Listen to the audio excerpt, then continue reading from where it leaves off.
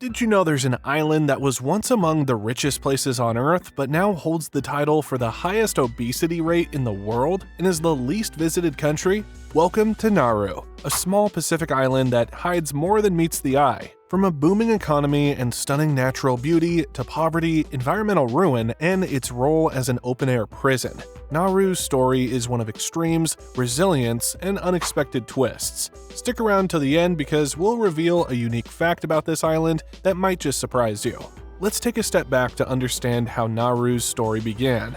Picture a tiny island, just 8 square miles in size, suddenly discovering it's sitting on a gold mine.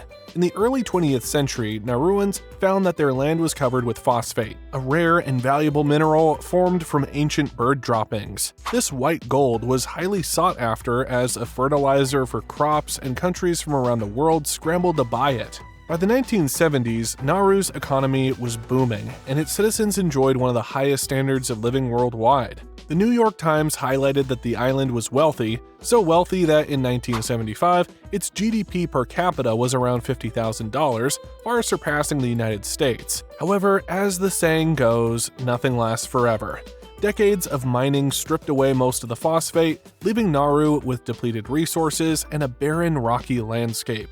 The island's once flourishing economy quickly plummeted. Without sustainable sources of income or fertile land to grow crops, Nauru found itself struggling, relying heavily on foreign aid and outside support. As the wealth dwindled, another crisis was brewing. Today, Nauru has the highest obesity rate on Earth, with nearly 71% of the population classified as obese, according to data from Wikipedia. But how did this happen? Well, with most of the island's land unsuitable for agriculture, Nauru became dependent on imported processed foods like canned meats, instant noodles, and sugary drinks.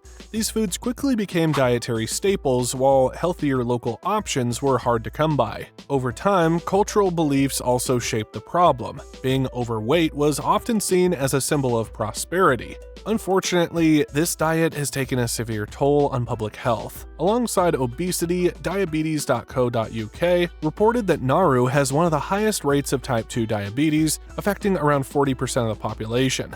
The government has tried to encourage physical activity, but with such limited open space, their options are few. Surprisingly, many residents now walk daily along the island's airport runway, using it as a makeshift exercise track. This sight, locals walking on the very runway used for flights, is a stark reminder of the island's unique struggles and creative resilience. If you're fascinated by the untold stories of places like Nauru, don't forget to hit that subscribe button and click the notification bell. We're diving into the most unexpected corners of the world, and you won't want to miss out. And remember, there's a surprise fact about Nauru waiting for you at the end. As Nauru's economy continued to crumble, the island took some controversial steps to stay afloat. In the 1990s, with phosphate reserves drying up, Nauru became an offshore banking hub. Over 400 banks registered in Nauru, many operating with little to no regulation. Here's the twist: most of these banks existed only on paper, using Nauru's address to evade oversight and facilitate illegal activities. The Business Times noted that Russian criminals, among others, reportedly laundered billions of dollars through Nauru's shell banks, tarnishing the island's reputation and catching the attention of global watchdogs. But banking wasn't Nauru's only controversial move. The country also began selling Nauruan passports, offering citizenship to those seeking easier travel or tax benefits. While this provided some much-needed revenue, it attracted some unsavory individuals, including terrorism suspects.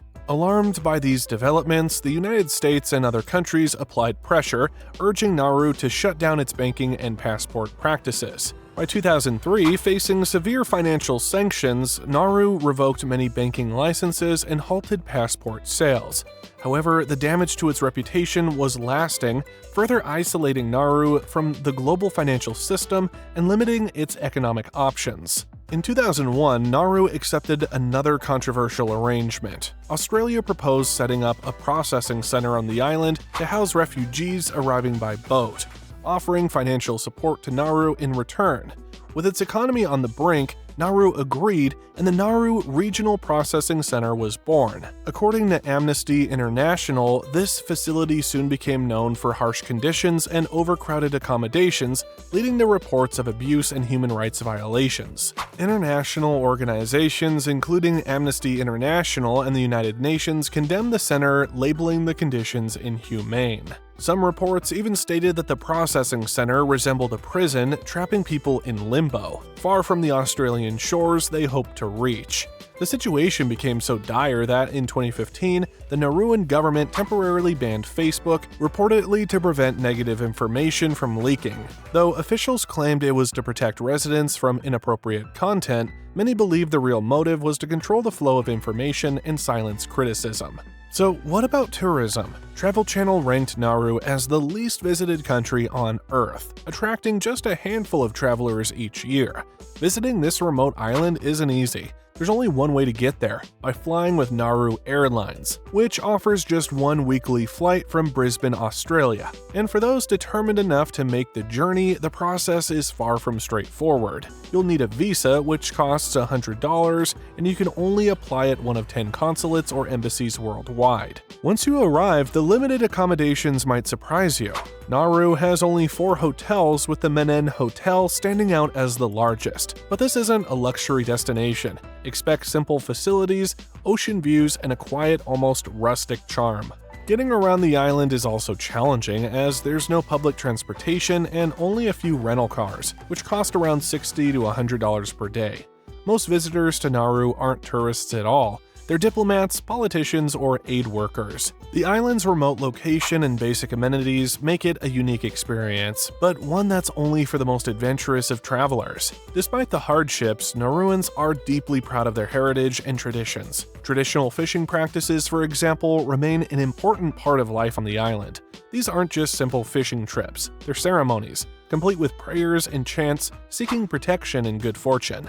Passed down through generations, these rituals highlight the islanders' strong connection to the sea, their primary source of sustenance for centuries. Canoe racing is another tradition that has withstood the test of time. Small hand-carved boats race along the coastline during local festivals, reflecting the craftsmanship and spirit of Nauru's ancestors. For those few visitors lucky enough to witness these events, it's a powerful reminder that despite the economic struggles and isolation, the spirit of Nauru remains vibrant. Nauru's hospitality also stands out, with locals often welcoming visitors with open arms, eager to share stories about their island and culture. As we reflect on Nauru's journey, it's impossible to ignore the cautionary lessons it holds. Nauru's wealth was built on a single, non-renewable resource, and when that resource ran out, the island was left with few options. This unsustainable reliance on phosphate mining led to environmental destruction, economic collapse, and social challenges that continue to impact Nauru today.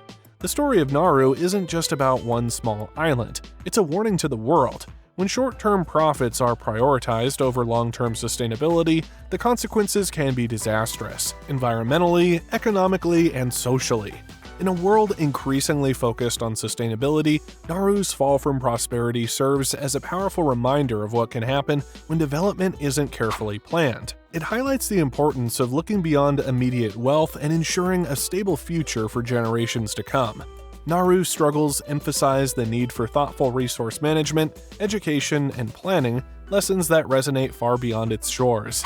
Nauru may be small, but its story is profound. From unimaginable wealth to devastating poverty, from a pristine island paradise to a landscape scarred by mining. Nauru's journey reveals both the strength and vulnerability of this isolated nation. Despite the challenges, the pride, resilience, and warmth of the Nauruan people continue to shine through. They remind us that even in the most difficult circumstances, cultural pride and a sense of community can endure. And now, as promised, here's the surprising bonus fact. Nauru is one of the few countries in the world without an official capital city, according to the Daily Express. Instead, the district of Yaren acts as its administrative hub, housing the government's offices and its only international airport.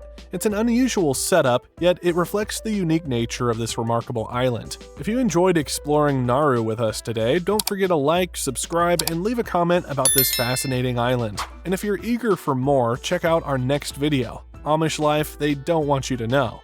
There, we'll dive into the hidden corners of Amish culture and uncover the secrets they keep from the rest of the world. Thanks for watching, and we'll see you next time.